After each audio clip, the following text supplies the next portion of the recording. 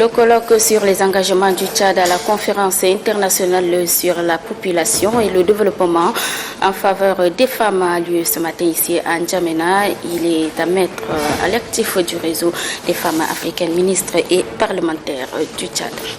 La première dame a été représentée par la ministre de l'Aménagement du territoire. Et puis 8e édition de la journée internationale de l'alphabétisation, la ville de Bangor a été choisie pour les festivités commémoratives. Une cérémonie présidée par le ministre de l'Éducation nationale. Reportage à suivre dans cette édition.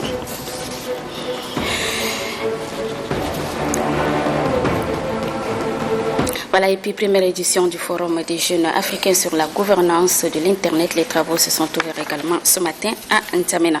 Très ravi de vous retrouver, mesdames et messieurs. Bonsoir et bienvenue dans cette session d'information. À la une de l'actualité, ce soir, le colloque sur les engagements du Tchad à la conférence internationale sur la population et le développement en faveur des femmes a lieu ce lundi ici à N'Djamena. Il est à mettre à l'actif du réseau des femmes africaines, ministres et parlementaires section du Tchad. La première dame Hinda Déby Itno a été représentée par la ministre de l'Aménagement du territoire Ashta Ahmad Breme. C'était en présence du ministre secrétaire général de la présidence de la République, Balzebe Paimi Debe. Reportage. 25 ans après la conférence internationale sur le développement organisée au Caire en Égypte par le Fonds des Nations Unies pour la population UNFPA, une conférence qui a positionné le renforcement du pouvoir des femmes comme le socle essentiel du développement durable. Quel bilan faut-il tirer de la mise en œuvre des orientations de ces assises au Tchad? Telles sont les préoccupations majeures de ce colloque initié par le réseau des femmes africaines, ministres et parlementaires, section du Tchad. Un colloque placé sous le haut patronage de la première dame Hinda Déby Itno, représentée par Ashta Ahmad Breme, ministre de l'Aménagement du territoire. Pour donner un cachet particulier à ces cadres de réflexion, le président de l'Assemblée nationale, Haroun Kabadi, et le ministre d'État, ministre secrétaire général de la présidence de la République, Kalzebe Paimi Debe, ont rehaussé de leur présence la cérémonie inaugurale. Pour la secrétaire exécutive de ce réseau, l'organisation de ces colloques est un grand défi pour son institution. L'OMFM Tchad a choisi d'organiser, en partenariat avec l'UNFPA, un colloque pour mesurer l'évolution du statut socio-juridique de la femme tchadienne depuis les guerres d'une part et évaluer les engagements du Tchad en faveur de la femme tant au niveau national, régional et international d'autre part. Rappelons, pour celles qui la connaissent, pour ceux qui les connaissent déjà, que la CIPD est la mère de Beijing dont on parle tant et de beaucoup d'autres plans d'action ou plateformes sur lesquelles sont fondées toutes les grandes questions féminines. La représentante de l'UNFPA, tout en saluant les efforts du Tchad en matière de l'égalité de sexe, lance un appel aux femmes à plus d'action. Nous les femmes, que faisons-nous de l'audace de son Excellence, le président Idriss Déby Itno? Cette question nous concerne davantage. Prenant conscience des conditions défavorables auxquelles ont été et continuent d'être soumises de nombreuses femmes tchadiennes, je voudrais nous exhorter toutes à agir différemment. En situation de désespoir, en situation de crise, ce sont les femmes qui maintiennent intacte la dignité. Ce sont les femmes qui construisent la paix. C'est pourquoi la résilience et la paix sont au féminin. La marche vers Nairobi nous appelle donc à nous réorganiser pour vaincre ce qui nous empêche d'avancer en nous attaquant aux défis structurels. La présidente en exercice du Refam Tchad, par ailleurs ministre de la Femme, se félicite des réalisations du gouvernement en matière de l'émancipation de la jeune féminine. La volonté politique de promouvoir la pleine participation de la femme dans le développement du pays s'exprime par l'adoption et la ratification de tous les instruments internationaux protégeant les femmes et les filles et la mise en place sur le plan national d'un cadre juridique, législatif, institutionnel protégeant les femmes et les filles. Ces efforts traduisent la volonté de son Excellence, Monsieur le Président de la République, chef d'État, chef du gouvernement Idriss Déby Itno, à intégrer l'approche dans l'ensemble des politiques plans et programmes de tous les départements sectoriels en vue de promouvoir l'égalité des chances et à créer des conditions d'un développement juste et équitable. La ministre Aïcha Ahmad Breme, au nom de la première dame Inda Déby Itno, présidente d'honneur du Refam Tchad, encourage et invite les participantes à donner le meilleur d'elles pour relever le défi lié à la participation de la femme dans la mise en œuvre du développement durable.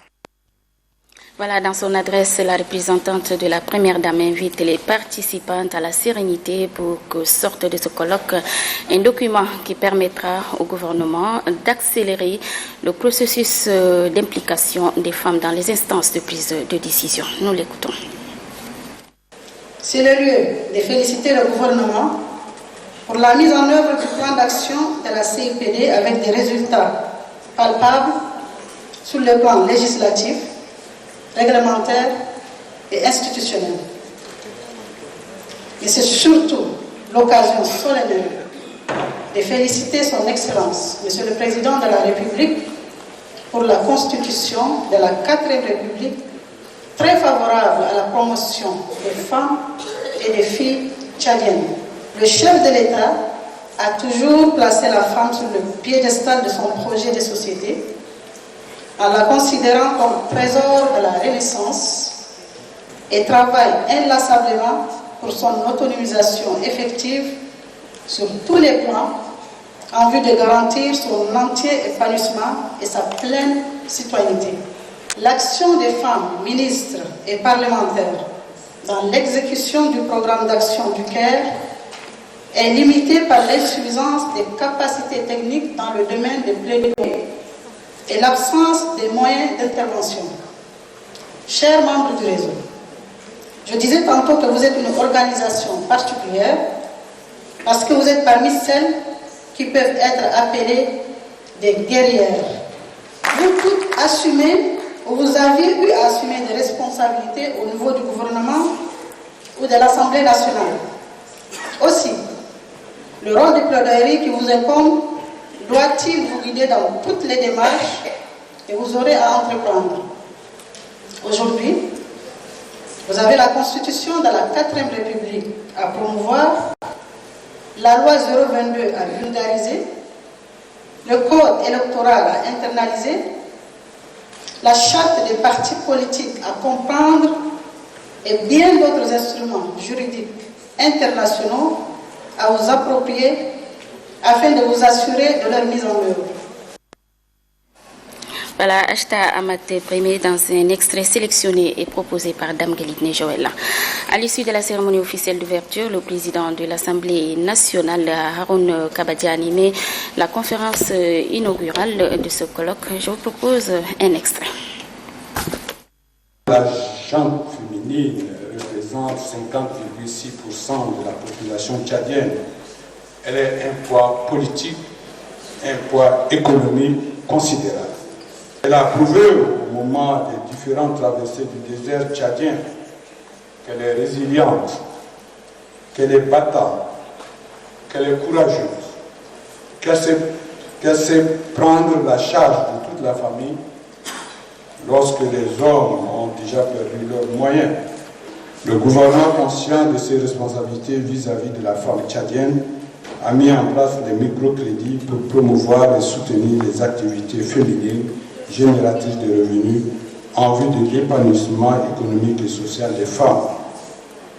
La lutte est engagée pour libérer la femme du poids nocif de certaines traditions par l'adoption des textes qui la protègent contre la mutilation génitale, contre le mariage précoce et crée des conditions de son mieux-être physique, moral, en l'éduquant d'abord à la base et en lui facilitant les conditions de sa maternité responsable assumée par la planification des naissances et des accouchements dans les meilleures conditions médicales. La condition de la femme tchadienne aujourd'hui ne se pose plus en termes de statut et de droits juridiques, mais en termes de renforcement des acquis et de combat permanent contre certains pesanteurs socio-culturels, réactionnaires et relevant des us et coutumes et du sous-développement en général. La volonté politique est là. Les engagements du Tchad en faveur de la femme nous souffrent depuis une incertitude. Il reste à la femme tchadienne elle-même de savoir se battre pour mériter sa place dans n'importe quel secteur d'activité du pays. À niveau d'éducation et de formation égale, la femme doit exiger l'accès aux mêmes possibilités d'emploi et de responsabilité que son frère. L'égalité homme-femme ne doit cependant pas se faire forcer tout simplement de la dévaluation des fonctions ou des responsabilités. Quand il y a déficit de femmes, il est tout à fait normal qu'on puisse nommer des hommes. Mais lorsqu'il y a des femmes, il faut les responsabiliser. Ce combat pour l'égalité responsable et efficient doit être suivi en premier lieu de vous les femmes ministres et parlementaires et autres cadres techniques et intellectuels, afin que l'instinct d'égalité aille de soi pour l'harmonie sociale. La confrontation homme-femme dans une communauté humaine est facteur de désunion sociale et de péril pour toute société. C'est pourquoi la place de la femme tchadienne dans la cohésion et l'harmonie sociale doit se construire dans le contexte de la société tchadienne, prenant en compte l'obligation de faire envoyer les filles et les garçons à l'école et d'arrêter de traiter les filles d'une manière discriminatoire. Voilà, et juste après la cérémonie d'ouverture du colloque des femmes africaines ministres et parlementaires, le président de l'Assemblée nationale, Haroun Kabadi, a animé une conférence débat à l'École nationale d'administration sous le thème « La problématique du Parlement et son rôle dans le système éducatif ». C'est une initiative de l'ENA à l'occasion du grand rendez-vous de cette école, une conférence débat qui a vu la présence de la ministre secrétaire générale du gouvernement, Mariam Mamadou, et plusieurs autres personnalités. Nous y reviendrons en détail dans nos prochaines éditions. La 8e édition de la Journée mondiale de l'alphabétisation a été commémorée hier 8 septembre par la communauté internationale. Ici au Tchad, c'est la ville de Bongor, chef-lieu de la province du Mayo-Kébi-Est, qui a été choisie pour les festivités. La cérémonie est présidée par le ministre de l'Éducation nationale et de la promotion civique en présence des autorités locales. Apolline Ganiche est notre envoyé spécial, son reportage. Nelson Mandela, illustre personnalité africaine et mondiale, disait « Parler à quelqu'un dans une langue qu'il comprend, c'est toucher son cerveau. Mais lui parler dans sa langue maternelle, c'est le toucher au cœur. » Ces propos, le gouvernement tchadien les partage entièrement. C'est pourquoi il fait de l'alphabétisation et de la promotion des langues nationales son credo.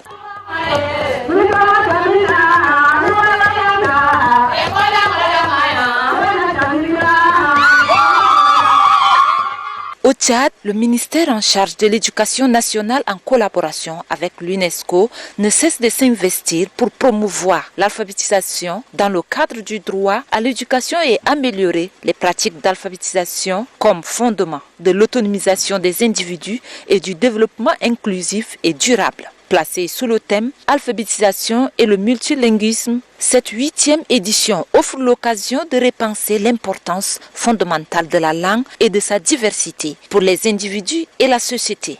L'objectif visé est d'assurer une alphabétisation de qualité pour tous en favorisant l'inclusion et en luttant contre les discriminations de tout genre. Et ce, afin de construire un dialogue authentique qui repose sur le respect des langues.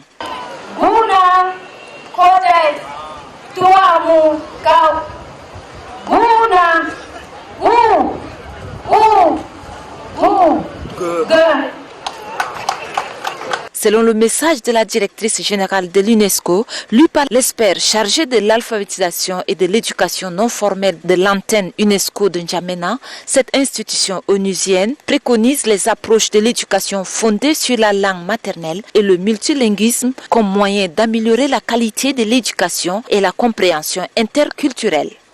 Aujourd'hui, le multilinguisme, l'utilisation de plus d'une langue au quotidien, est devenu beaucoup plus courant avec la mobilité accrue des populations et l'omniprésence croissante. Le gouverneur de la province du Mayo-Kébi-Est a relevé que la lutte contre l'alphabétisme doit être un combat de tous les jours.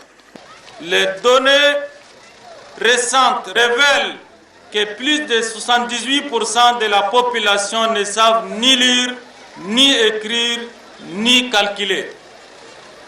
Je voudrais par cette occasion attirer l'attention des responsables en charge de l'éducation que la situation est très préoccupante en milieu rural et touche surtout les femmes qui sont déjà victimes de nombreuses difficultés sociales et culturelles.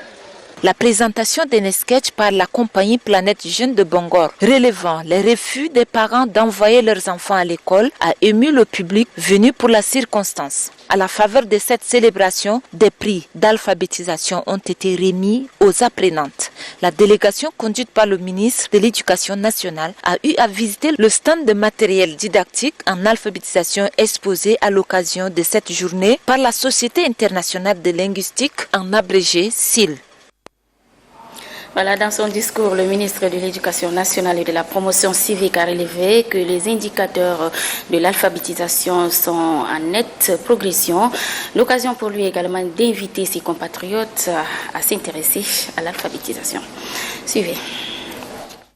La célébration de la Journée internationale d'alphabétisation de cette année coïncide avec la mise en œuvre des activités du projet de renforcement de l'éducation et de l'alphabétisation au Tchad, Préad.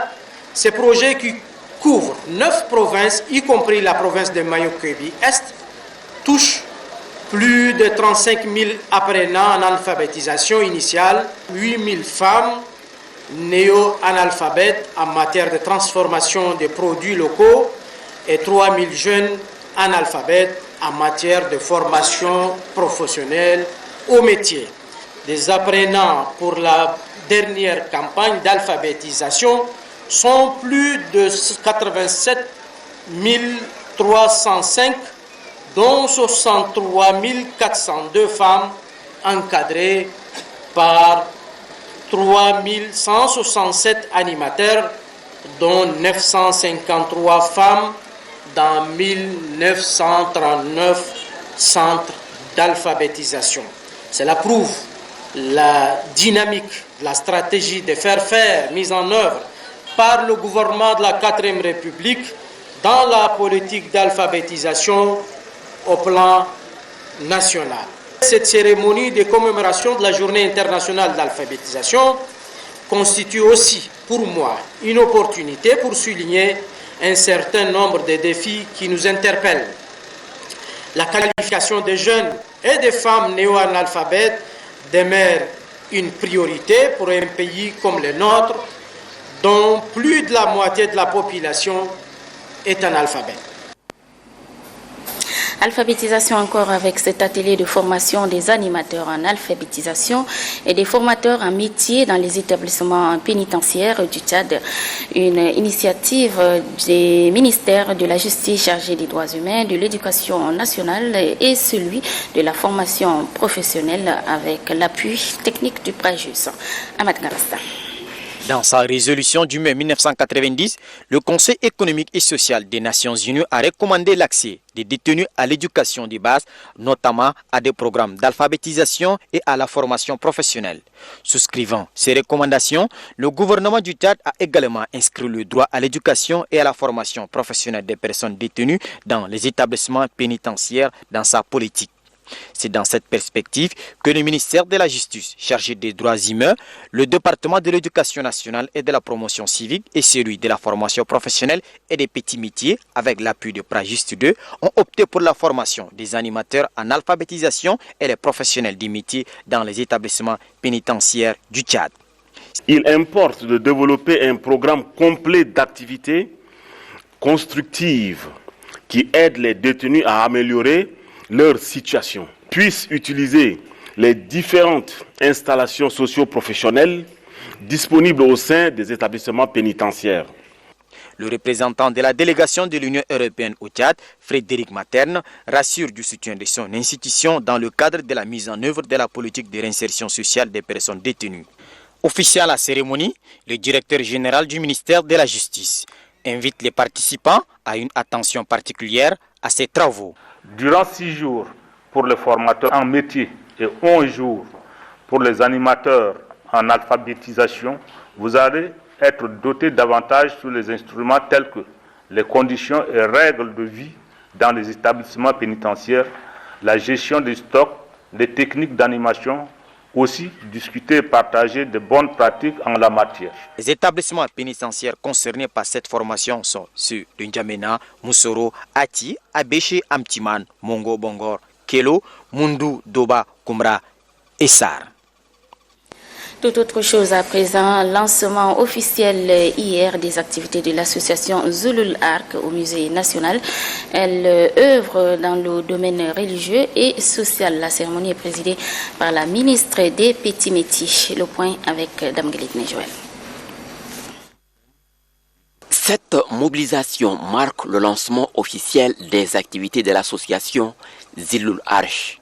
Créée en 2015, cette association s'est fixée comme objectif la promotion des valeurs de l'islam, l'assistance aux couches défavorisées de la société, le renforcement du lien d'amitié et de fraternité, la sensibilisation à l'éducation, à la cohabitation pacifique, pour ne citer que ceux-ci. Cette organisation se veut un cadre d'échange et de communion entre les Tchadiens de différentes religions. À travers cette organisation, véhiculer les vraies valeurs de l'islam, telles qu'enseignées par notre prophète Mohammed, paix et salut soient sur lui. Pour la présidente de l'association Zulul Arch, les soucis majeurs est la promotion des valeurs de l'islam, l'amour entre les Tchadiens pour une société harmonieuse. Savions que l'éducation par l'école coranique est l'unique arme de combat pour bâtir une nation paisible et prospère par notre foi islamique. C'est en ce sens que l'association Zulul Arch, depuis sa création, œuvre pour promouvoir la foi musulmane et prôner les valeurs religieuses en vue de renforcer en général l'esprit de fraternité entre les musulmans. La présidente de l'association a saisi l'occasion pour lancer un appel aux bonnes volontés pour appuyer les actions des Zulul Arch résolument engagés sur la voie de développement socio-économique du pays. En reconnaissance aux multiples actions entreprises par la présidente, une attestation lui a été décernée.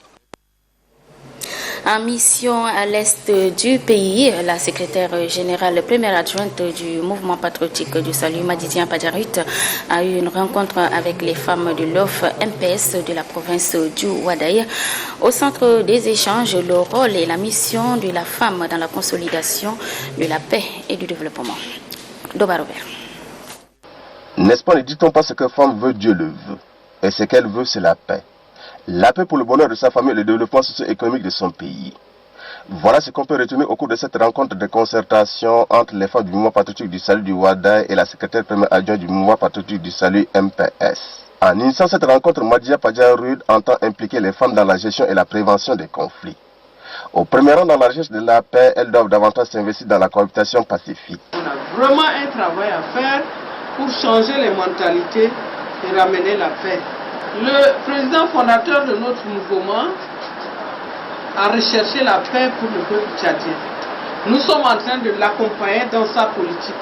Nous devons être à ses côtés dans la recherche et la protection de cette paix-là.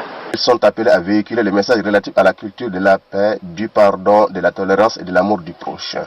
La femme joue un rôle fondamental dans la vie. Ce que Dieu donne à la femme, comme parole, comme influence, c'est pour rendre heureux la nation. La secrétaire générale première adjointe du mouvement patriotique du salut annonce par ailleurs la descente sur l'ensemble des 23 provinces du pays des membres du bureau politique national du MPS. Question d'amener les populations à vivre dans l'unité et la paix. Et c'est selon la volonté du président fondateur du MPS, Idriss Déby Itno, qui ne cesse d'œuvrer pour le développement socio-économique de son pays, devait-elle soutenir. Le secrétaire exécutif du Tchad Internet Governance Forum a procédé ce matin au lancement officiel de la 5e édition du Forum national sur la gouvernance de l'Internet. Il a pour but d'engager les multiples parties prenantes dans un dialogue sur la gouvernance de l'Internet dans notre pays. Kalia Gavoutna. Les avantages et les inconvénients des réseaux sociaux au Tchad est le thème de cette 5e édition du Forum sur la gouvernance de l'Internet au Tchad. Un forum à travers lequel les politiques publiques liées à la gouvernance de l'Internet seront largement battues par les participants à l'effet de définir la meilleure manière d'assurer sa gouvernance au pays. Aujourd'hui, les nouvelles technologies, comme vous le savez, offrent des techniques aux grands défis. Et à la recherche d'un cadre acceptable et accepté par le plus grand nombre, permettant de trouver des solutions aux problèmes posés à l'utilisation de l'Internet au Tchad est nécessaire. Pour rappel, quelques principes de base fondent la gouvernance de l'Internet. Le développement de l'Internet est un vœu cher aux plus hautes autorités d'après le représentant du ministre des Postes.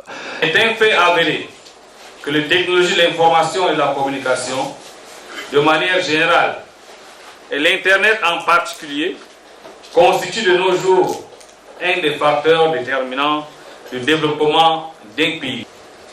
Fort de ce constat, Son Excellence, M.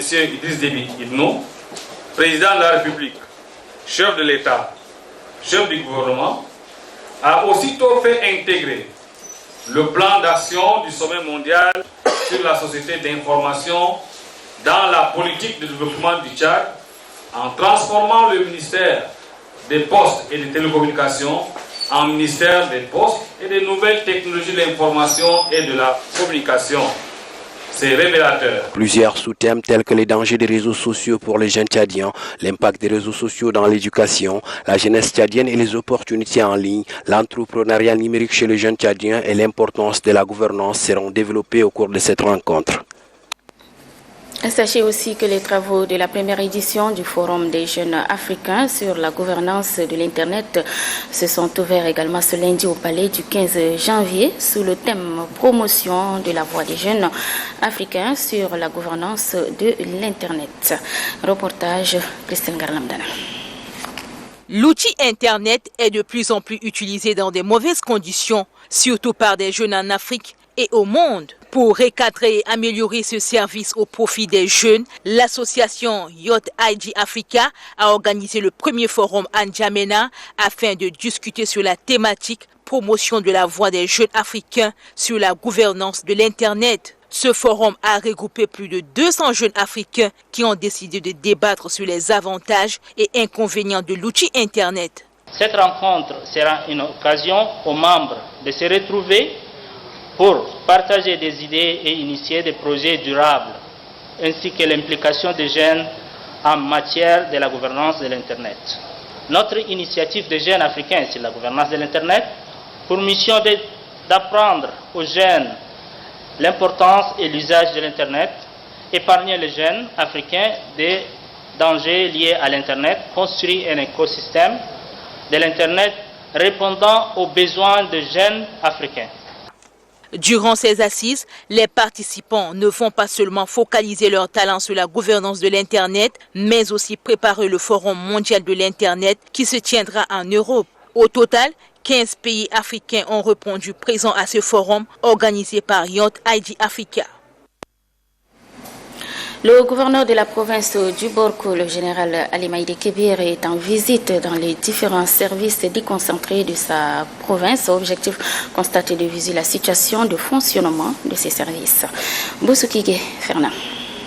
Poursuivant sa visite des institutions étatiques, le gouverneur de la province du Borkou, Ali Maïdé Kébir, et sa suite se sont rendus premièrement au département du Borkou. Dans ces services, le constat est amer. Le bâtiment abritant des bureaux est dans un état de délabrement. Le manque de personnel, d'appui, de matériel informatique, la liste n'est pas exhaustive. Madame le préfet Hadjawa Hassani, après avoir listé ces difficultés, a sollicité l'appui personnel du gouverneur auprès de la hiérarchie. À la mairie, le gouverneur Ali Maïdé a reçu tous les honneurs de la police municipale. Aranj Abakar, maire de la ville de Faya, accueillant son hôte, a primo fait la genèse de la création de la commune de Faya-Largeau avant d'énumérer certaines difficultés handicapant le bon fonctionnement de la commune. La dernière étape fut l'hôpital provincial du Borkou à Faya. Dans cette structure hospitalière, le gouverneur de la province du Borkou, Ali Maïdé Kébir, a fait une visite guidée dirigé par le directeur de la dite structure Youssouf Alati, dans les services suivants: le pavillon des urgences, la maternité, la salle d'hospitalisation et le laboratoire. Fini la visite, le gouverneur s'est entretenu avec le délégué sanitaire provincial Dr Saleh Koré sur les problèmes liés au bon fonctionnement des différents services hospitaliers. Dr Saleh Koré de répondre que leur souci majeur est lié à l'énergie pour la conservation des produits pharmaceutiques. De tout ce qui précède, le gouverneur Ali Maïdé Kébir a exhorté tous ses responsables administratifs à donner le meilleur d'eux-mêmes car le pays traverse une crise économique et financière. Et puis à Béché, un réseau de faussaires des documents douaniers a été démantelé et présenté à la presse en présence du gouverneur de la province du Ouadaï. Le point avec Dido Mamad Barka. Ces réseaux composés de 4 personnes et spécialisés dans la falsification des documents administratifs a été appréhendé avec 3 cachets et bien d'autres documents et surtout des documents douaniers. Pour le chef de douane de la ville d'Abéché, Mohamed Youssouf Moussa, après avoir constaté une faible déclaration des véhicules et des motos, ils ont mené des enquêtes et ont pu mettre la main sur ces derniers. Le gouverneur de la province de Ouadaï, Ramadan Erdebou, a remercié le chef des circonscriptions de douane et l'équipe de la brigade antifraude pour avoir démantelé ces réseaux de faussaires des documents administratifs. Ces faussaires, ils ne peuvent pas faire des faux sans complicité avec des douaniers, des commerçants, des transitaires et les autres aussi. Ismaël Hachim Sinin, deuxième substitut du procureur de la République près le tribunal de grandes instances d'Abéché, a rassuré les autorités que ces derniers seront traduits en justice et doivent répondre de leurs actes. Le délégué provincial de la police du Bata a pris officiellement service ce matin à Ati. Il a été installé par le gouverneur de la province du Bata, Aliou Adoum Abdoulaye. Mamataïr Dibrinalou.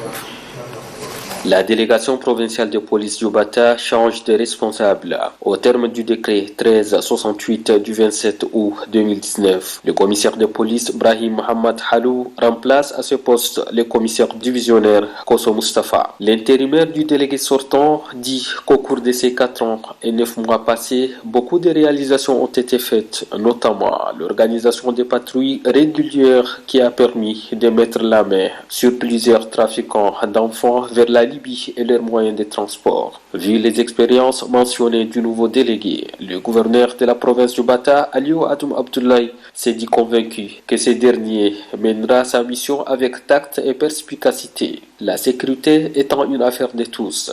Le délégué de la police du Bata entrant, Brahim Mohamed Halou, sollicite la collaboration de tout le monde à tous les niveaux. Nous espérons continuer à renforcer et poursuivre les actions entreprises par mon prédécesseur afin d'assurer la sécurité et la quiétude des personnes et de leurs biens pour une paix durable.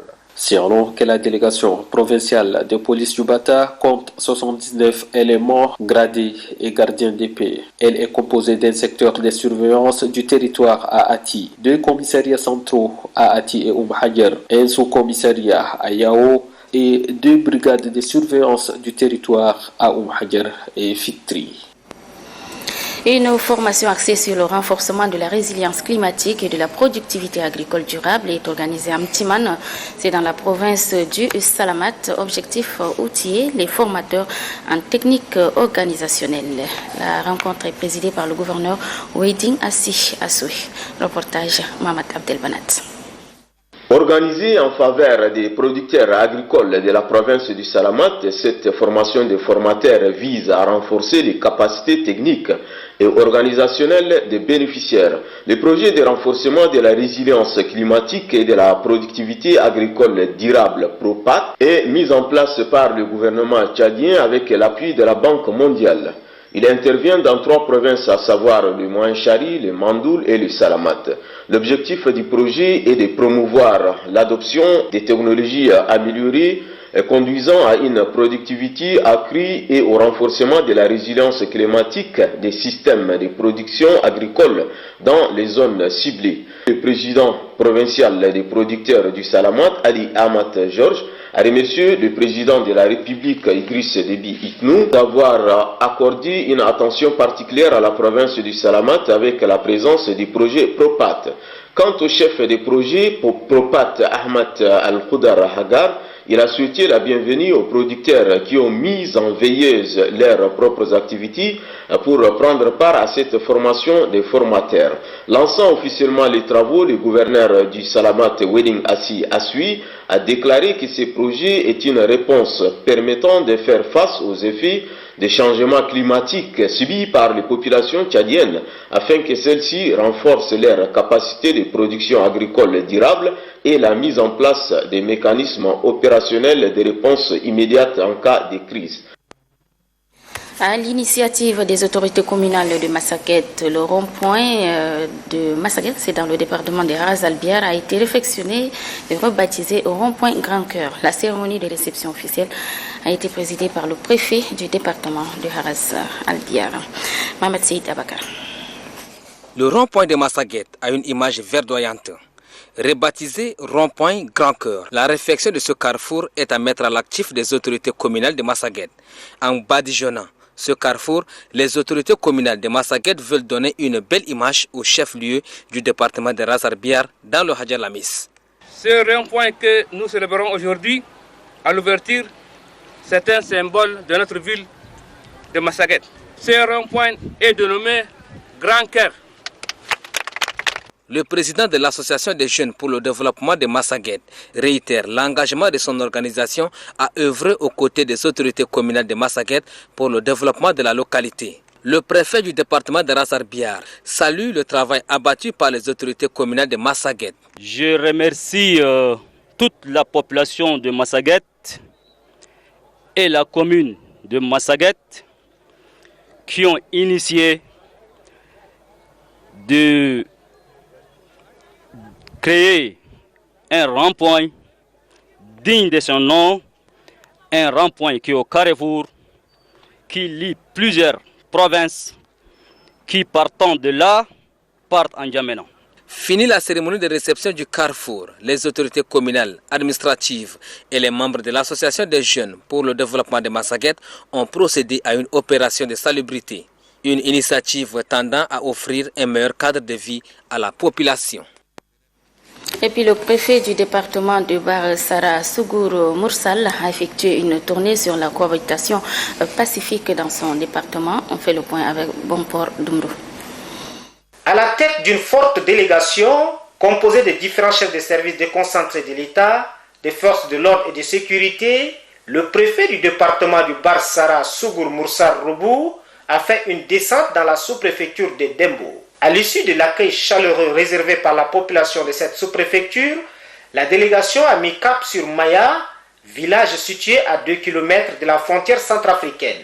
C'est dans cette bourgade composée majoritairement par des éleveurs et agriculteurs que le préfet Sougour Moursal Roubou a enclenché la phase de sa mission. Au centre des échanges, le premier magistrat du département de Bar Sara a mis l'accent sur le vivre ensemble et la cohabitation pacifique, condition sine qua non pour le développement socio-économique d'un terroir. Pour lui, les Tchadiens doivent s'accepter mutuellement et chercher à éviter tout conflit d'où qu'ils viennent.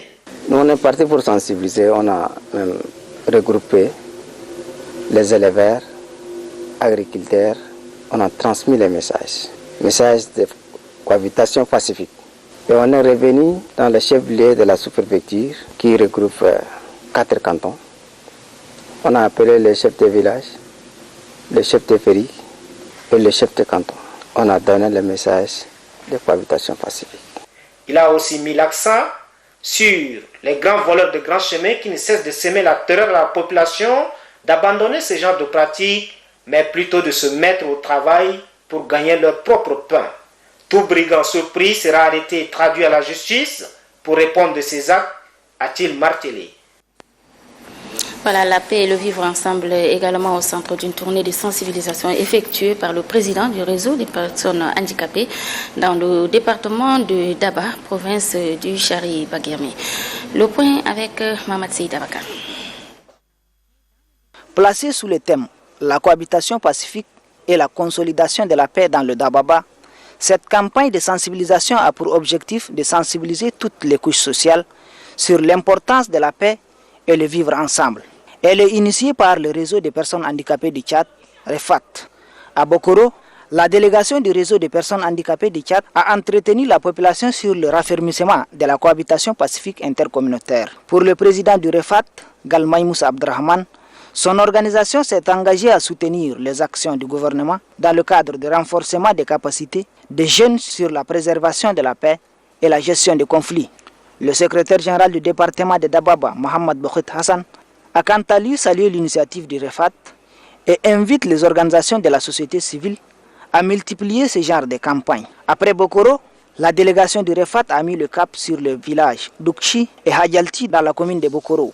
Dans ces deux localités, la délégation conduite par le président du REFAT, Galmaï Moussa Abdrahman, a passé à la population le même message de vivre ensemble, c'est le gage du développement durable. Dans le département de Dababa, ce réseau a prévu plusieurs activités socio-éducatives, notamment des conférences, des séances de formation et des prêches dans le lieu de culte. Et puis l'opération de salubrité multisectorielle initiée par le ministère de l'élevage et des productions animales se poursuit dans les aires d'abattage de la ville de N'Djamena. Ce matin, les membres de l'équipe se sont rendus à Walia, c'est dans la commune du 9e arrondissement. Gayam Bengiri. Dans la commune du 9e arrondissement, plus précisément à Walia, les autorités communales au rang desquelles la maire deuxième adjointe et la population de cette commune ont répondu massivement à cette opération de salubrité dont l'objectif principal est de rendre propre cette aire d'abattage afin d'offrir davantage une viande de qualité aux consommateurs. L'abattoir, c'est un établissement sanitaire, purement sanitaire. Un animal qui arrive, qui accède à l'abattoir, c'est un animal sain. Et l'animal doit être abattu dans un milieu sain. Tout en saluant cette initiative, la maire deuxième adjointe souhaite que ce genre d'action soit pérennisé pour rendre d'autres cadres de vie salubres. Initiative, j'aimerais que ça soit copié et que ça soit régulièrement, chaque semaine, dans mon arrondissement. Nous, la première dame, son problème est qu'il se soucie de la santé de sa population.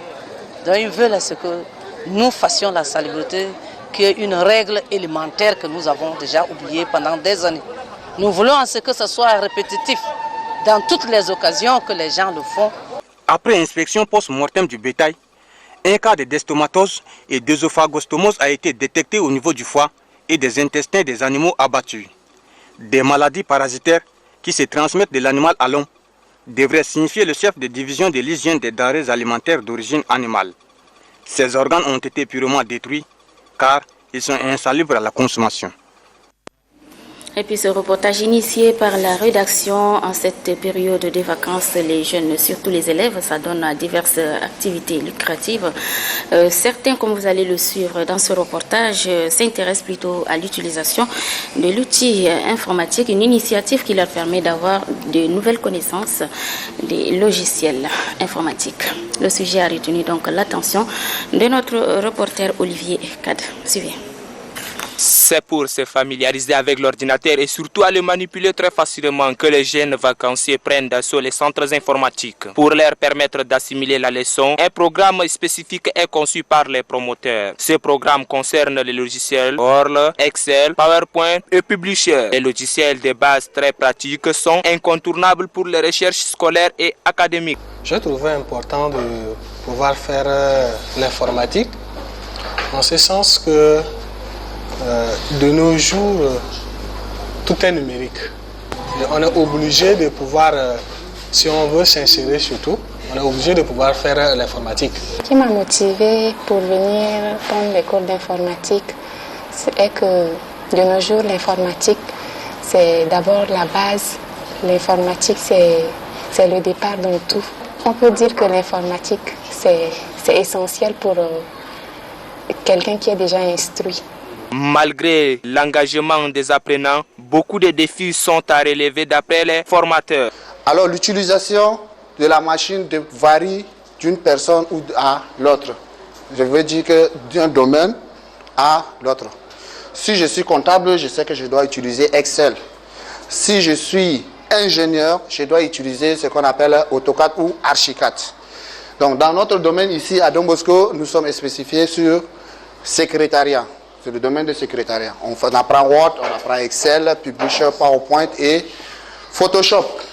Pour ceux qui veulent faire les montages photos ou bien un peu de montage vidéo aussi. Les intéressés sont appelés à planifier leurs activités scolaires et académiques annuelles pour une meilleure orientation, souligne le pédagogue. Comme activité qu'il faut proposer, moi je pense que ce qui peut beaucoup plus aider les élèves tout comme les étudiants, mais si c'est au niveau des élèves, je pense que c'est bon de faire les cours d'été. En ce sens que les cours d'été permettent aux élèves d'avoir des informations, des connaissances de la nouvelle classe qu'ils auront affrontée pendant la rentrée des classes. Les nouvelles technologies de l'information et de la communication constituent de nos jours un atout pour les élèves et étudiants en quête du savoir, et son apprentissage demeure une priorité. Parlons sport au football avec le lancement hier à Maïach du championnat de la sous-ligue de football de cette sous-préfecture. Le match d'ouverture a opposé l'équipe de Sabangali City à celle de Boari City. Score final 1-0. Reportage John Dinestor. C'est une dizaine d'équipes qui va s'affronter pour la coupe du championnat communal de la sous-préfecture de Maïach dans la province du Chariba-Girmi. C'est une initiative du président de la Ligue de football du Chariba-Girmi, Oumar Maloum Kadr. Le match d'ouverture a opposé l'équipe de Samangali City à celle de Boari City. Le match s'est soldé sur un score d'1-0 en faveur des joueurs de l'équipe de Samangali City. Pour les organisateurs, l'organisation de ce championnat est une suite logique des vœux des plus hautes autorités à promouvoir le sport au Tchad. Le championnat vient compléter toute une liste décidée par la Ligue provinciale de football de Chariba-Girmi. Et je crois qu'aujourd'hui c'est la troisième étape. Après avoir lancé le championnat communal de Drourbali et le championnat communal de Koundoul, aujourd'hui on est à Maïach, particulièrement dans le village Boari, pour lancer le championnat communal de football de Maïach. Le sous-préfet Mamat Moussa Kash demande par la même occasion aux joueurs de cultiver l'esprit du fair play durant toute la rencontre. Il promet également de veiller personnellement pour le bon déroulement de ce championnat. Voilà, et c'est avec cette page sport que s'achève cette édition. Merci de l'avoir suivi. Très bon suite des programmes sur Téléchat. Bonsoir.